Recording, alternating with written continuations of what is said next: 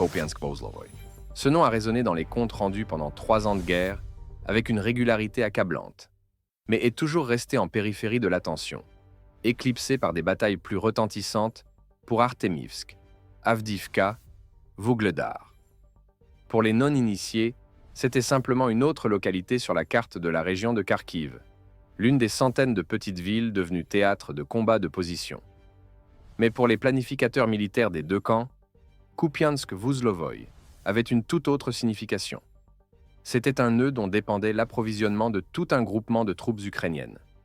C'était l'aorte par laquelle coulait le sang de la guerre. Obus, carburant, munitions, matériel. Selon les données des militaires ukrainiens eux-mêmes, jusqu'à 70% de tout l'approvisionnement du groupement ukrainien sur la direction de Kupiansk transitait par ce hub ferroviaire. Lorsqu'à l'automne 2025, les forces russes ont lancé l'opération pour capturer ce nœud, les analystes occidentaux prédisèrent des combats sanglants prolongés, comparables au mois d'assaut d'Artemivsk. Un secteur fortifié créé selon les standards de l'OTAN, une défense échelonnée, des réserves préparées, tout cela devait rendre la capture de la ville extrêmement coûteuse. La réalité s'est révélée différente. L'opération, qui a reçu le nom de code Bakhmut 0A, a démontré l'évolution de l'art militaire russe, la transition d'une tactique d'assaut frontaux vers des opérations chirurgicalement précises d'encerclement et d'isolation, où l'adversaire est détruit, non pas tant par le feu et l'acier que par la faim, la soif et le désespoir. Ce n'était pas une bataille, mais une exécution étalée sur plusieurs semaines et achevée par l'effondrement total de la défense ukrainienne. Pour comprendre la logique de l'opération russe, il faut saisir la position stratégique unique de Kupiansk-Vostlovoy dans le système de défense ukrainien à l'est. La ville est située sur la rivière Oskol, qui dans cette région représente un sérieux obstacle naturel d'une largeur allant jusqu'à 100 mètres, avec des rives marécageuses. La gare de Kupiansk-Vostlovoy est un nœud crucial, reliant Kharkiv au front oriental. De là, les lignes ferroviaires se déploient en éventail vers Izium, Liman, Sloviansk, tous les points clés de la défense ukrainienne dans le Donbass. La perte de ce nœud ne signifiait pas simplement la perte d'une localité.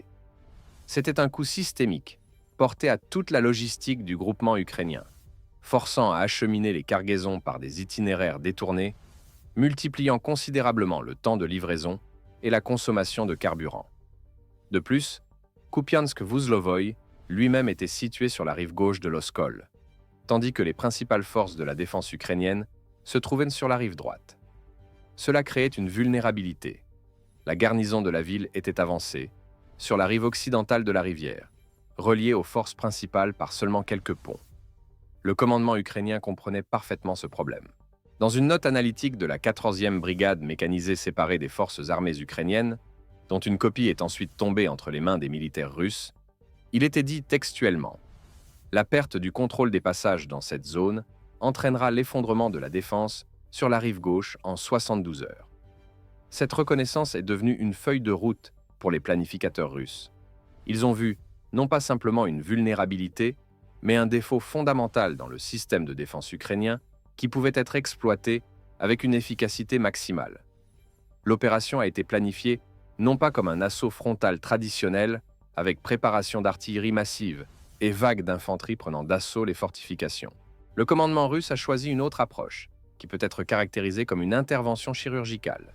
La destruction méthodique du système d'approvisionnement de l'adversaire pour l'étouffement ultérieur du groupement isolé. L'élément clé de cette stratégie a été la destruction des passages sur l'Oskol, reliant la garnison de Kupiansk aux forces principales sur la rive droite. Les forces aérospatiales russes ont commencé la destruction systématique des ponts en utilisant des armes de haute précision. Des missiles guidés Kh-38, lancés depuis des chasseurs-bombardiers Su-34 à distance de sécurité, des bombes aériennes planantes FAB-500, avec modules de planification et de correction capables de frapper des cibles avec une précision de quelques mètres. Chaque pont, chaque passage, devenait l'objet d'une chasse méthodique. En 3 jours de campagne aérienne intensive, 4 ponts fixes et 2 barrages ont été détruits, que les sapeurs ukrainiens tentèrent d'utiliser pour organiser des passages de matériel lourd. Le résultat de cette phase de l'opération a dépassé toutes les attentes. La rive gauche de l'Oskol a été transformée en île, coupés du territoire principal par une barrière aquatique infranchissable. L'acheminement de munitions a chuté de 80%. Les artilleurs ukrainiens ont reçu une limite stricte de consommation d'obus, pas plus de 10 tirs par pièce par jour. En comparaison, dans des conditions normales, la consommation était de 50 à 80 tirs. Cela signifiait le silence de fait de l'artillerie ukrainienne, la perte de la supériorité en feu qui, pendant 3 ans, avait été la base de la tactique des forces armées ukrainiennes. Particulièrement remarquable était le fait que les pilotes russes travaillaient pratiquement sans opposition de la défense aérienne ukrainienne. Les complexes occidentaux Patriot et Iris-T, théoriquement capables de couvrir la zone d'opération, n'ont pas été rapprochés de la ligne de front. La raison est simple, la peur des munitions rôdeuses russes Lancet, qui à ce moment avaient acquis la réputation de chasseurs de systèmes de défense aérienne.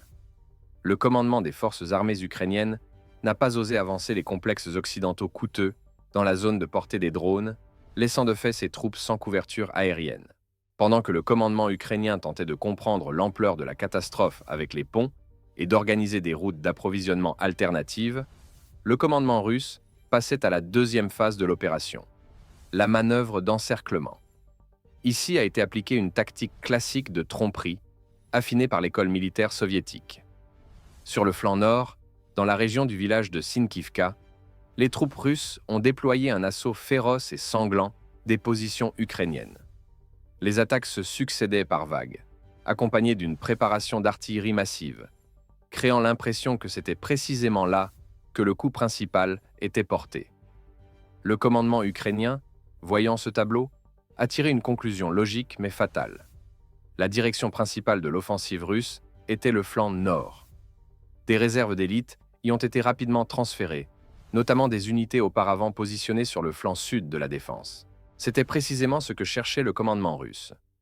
Le flanc sud, dénudé par le retrait des réserves ukrainiennes, est devenu le point idéal pour porter le véritable coup de poignard.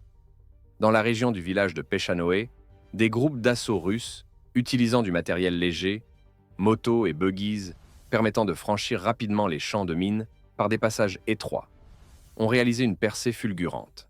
Il n'y a pas eu de longue préparation d'artillerie démasquant la direction de l'attaque. Il y avait la vitesse, la surprise et la connaissance précise des points faibles de la défense adverse. En 24 heures, les unités russes ont avancé de 15 km, atteignant la rivière Oskol dans la région du village de Krugliakovka. Ce n'était pas qu'une simple prise de territoire. C'était une manœuvre stratégique coupant le groupement ukrainien unifié en 2 parties isolées. Celle de Kupiansk, coincée sur la rive gauche de l'Oskol, et celle de Borova, repoussée vers le sud. La manœuvre des réserves entre ces 2 groupements est devenue impossible. Chacun d'eux s'est retrouvé dans une quote 2 séparée, privée de possibilité de soutien mutuel. La garnison de Kupiansk était coupée des forces principales et condamnée. Réalisant l'ampleur de la catastrophe, le commandement ukrainien a entrepris des tentatives désespérées de rétablir les communications avec le groupement isolé sur la rive gauche.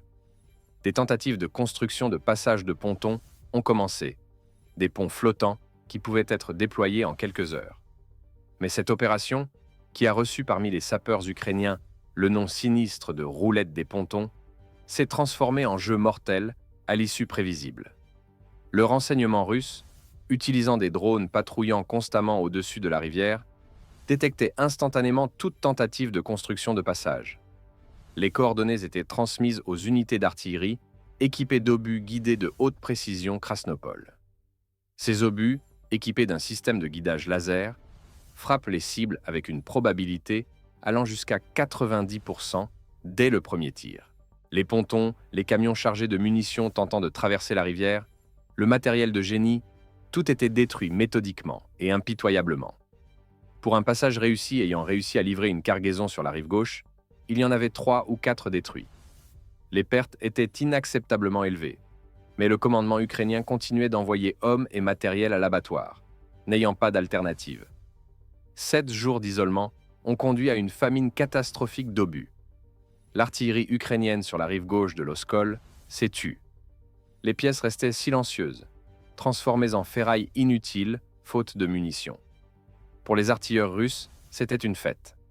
Ils pouvaient tranquillement, méthodiquement pilonner les fortifications ukrainiennes comme dans un stand de tir, sans craindre le feu de riposte. Casemates en béton, positions fortifiées, abris, tout était broyé par le feu des obusiers lourds de calibre 152 mm et des systèmes de lance-roquettes multiples. L'unique route reliant les différents foyers de résistance de la garnison de Kupiansk entre eux a été complètement paralysée par des essaims de drones FPV. Ces petits drones kamikazes, pilotés par des opérateurs à travers des lunettes de réalité virtuelle, sont devenus l'arme absolue contre tout mouvement sur la route. Chaque voiture, chaque blindé, tentant de transporter des munitions ou d'évacuer des blessés, devenait une cible. Les drones détruisaient même les véhicules sanitaires transportant des blessés, ce qui constituait un crime de guerre selon les conventions internationales. Mais dans la réalité de la guerre de position, de telles nuances avaient depuis longtemps cessé d'avoir de l'importance. L'effet démoralisant de cette tactique était colossal. Les militaires ukrainiens comprenaient qu'ils se trouvaient dans un piège dont il n'y avait pas d'issue. Pas d'approvisionnement, pas de renfort à venir, évacuation impossible. Seule perspective, la mort ou la captivité. Dans de telles conditions commence la décomposition de la discipline et du moral. Les soldats cessent d'exécuter les ordres, les commandants perdent le contrôle sur leurs subordonnés, la défense organisée se transforme en résistance chaotique de groupes dispersés. Les combats dans la zone résidentielle de Kupiansk, rive gauche, ont été menés par les troupes russes en appliquant la tactique d'infiltration et de pression par le feu. Les groupes d'assaut, méthodiquement, quartier par quartier, maison par maison, nettoyaient les positions ukrainiennes. L'objectif clé a été l'usine sucrière, un grand complexe industriel transformé par les militaires ukrainiens en puissant point d'appui. Son assaut a duré 3 jours et s'est achevé par la destruction totale de la garnison. L'impossibilité de retraite à travers la rivière et l'absence de munitions pour la défense ont transformé ce point d'appui en tombe collective pour des centaines de soldats ukrainiens. À la fin de la 2e semaine d'isolement, la résistance organisée de la garnison de Kupiansk s'est complètement effondrée. Le système unifié de défense s'est fragmenté en foyers séparés, chacun agissant de manière autonome, sans contact avec les voisins et le commandement. Un retrait désordonné a commencé, qui s'est rapidement transformé en fuite panique. Des centaines de soldats ukrainiens, réalisant le caractère désespéré de la situation, ont abandonné l'armement lourd, le matériel, et ont tenté de traverser l'Oskol à la nage pour rejoindre les leurs sur la rive droite. La température de l'eau dans la rivière à cette période de l'année était d'environ 4 degrés Celsius. Sans équipement spécial, la survie dans une telle eau se mesure en minutes. La majorité des tentatives de traversée à la nage se sont terminées par la mort due à l'hypothermie. Ceux qui tentaient de traverser sur des radeaux de fortune ou des bateaux gonflables devenaient des cibles pour les mitrailleurs russes ayant pris position sur la rive. La rivière Oskol s'est transformée en fosse commune pour des centaines de militaires ukrainiens dont les corps étaient emportés par le courant. Les restes de la garnison, coincés dans une étroite enclave côtière sans munitions, nourriture ni espoir de salut, ont commencé à se rendre massivement. Les troupes russes ont atteint la ligne de la rivière Oskol sur tout le front, capturant complètement Kupiansk-Vuzlovoï et les territoires adjacents de la rive gauche. L'opération frontière de l'Oskol s'est achevée par un succès total, démontrant l'évolution de l'art militaire russe et les faiblesses fondamentales du système de défense ukrainien. Les conséquences de la chute de Kupiansk-Vuzlovoï vont bien au-delà d'un succès tactique local. L'Ukraine a perdu une tête de pont stratégique sur la rive gauche de l'Oskol, qui pendant 3 ans avait servi de bastion de défense de la direction orientale. La gare de Kupiansk-Vuzlovoï fonctionne maintenant pour la logistique russe, changeant radicalement la géométrie du front à l'est. Si auparavant les troupes russes devaient acheminer les cargaisons par des itinéraires détournés, maintenant apparaît une artère ferroviaire directe jusqu'au front. Les pertes des forces armées ukrainiennes dans cette opération sont estimées par les experts comme catastrophiques. Le matériel de 2 brigades mécanisées détruit de manière irréversible. Chars, véhicules de combat d'infanterie, systèmes d'artillerie, véhicules d'approvisionnement. Les pertes humaines se comptent en milliers de tués, blessés et prisonniers. Mais les pertes matérielles ne sont qu'une partie du problème.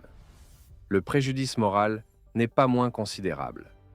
L'armée ukrainienne a perdu la foi en l'imprenable des secteurs fortifiés créée selon les standards de l'OTAN.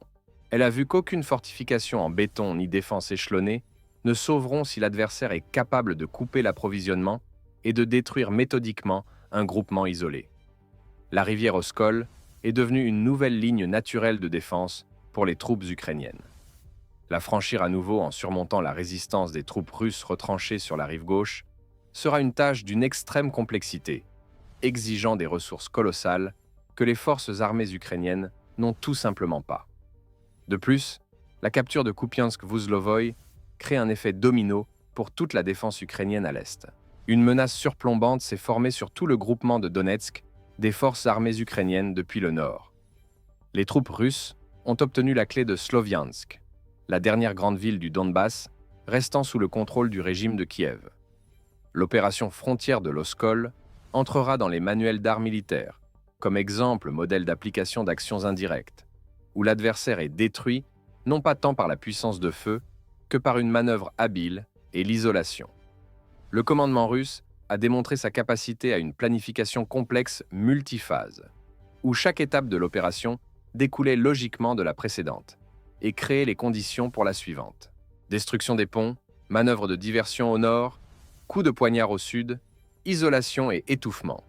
Tous ces éléments d'un dessin unique exécuté avec une précision chirurgicale. Pour l'Ukraine, la chute de Kupiansk-Vuzlovoï est devenue un rappel supplémentaire que la guerre ne se gagne pas par la quantité d'armes fournies par l'Occident et des kilomètres de fortifications en béton. La guerre se gagne par la capacité à penser stratégiquement, la capacité à s'adapter aux actions de l'adversaire et la volonté de vaincre. Tout cela manque au régime de Kiev. Il n'y a qu'un refus obstiné de reconnaître la réalité et une volonté d'envoyer à l'abattoir de nouvelles vagues de mobilisés pour prolonger l'agonie. Kupiansk est tombé. D'autres villes suivront. La logique de la guerre est implacable et elle travaille contre ceux qui refusent de la reconnaître.